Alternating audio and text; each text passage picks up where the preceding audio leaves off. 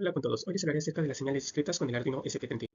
En la experiencia 1 hicimos el BLIN en SP32, el cual consistía en hacer un programa para que un LED parpadeara. En este caso se usó una resistencia, el protoboard, usamos el Arduino.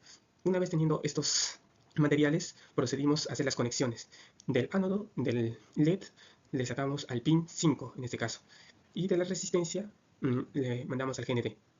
Una vez conectado pues, nuestro sistema eléctrico, procedimos a configurar un código, a programar. En este caso usamos el low para apagado y el high para encendido. Una vez ejecutando nuestro programa pudimos observar que el LED sí parpadea. En este caso el LED es un componente de salida.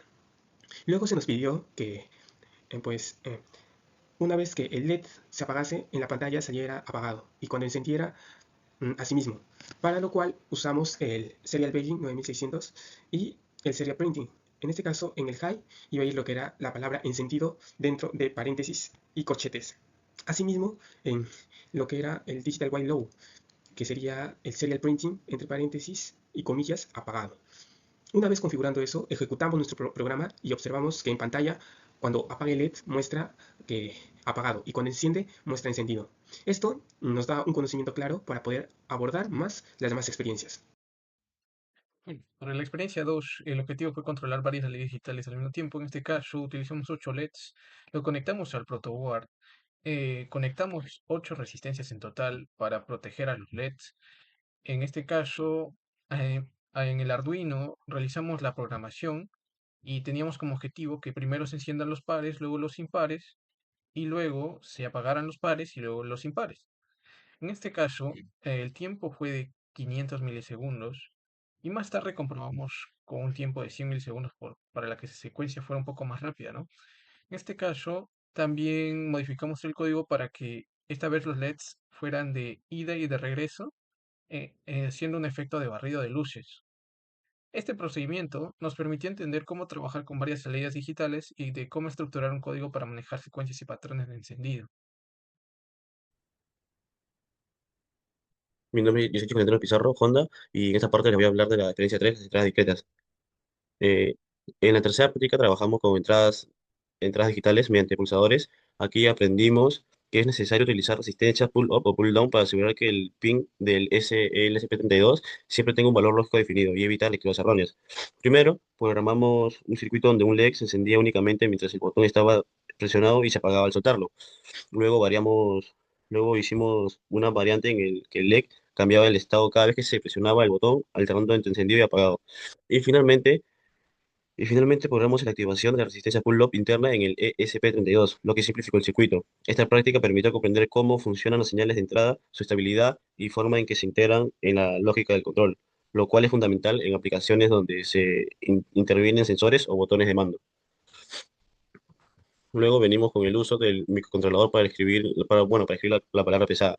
Primero verificamos que los pines de conexión de los LED y el botón estén en buen estado. Luego identificamos si era necesario usar una resistencia pull-up o pull-down para el correcto funcionamiento.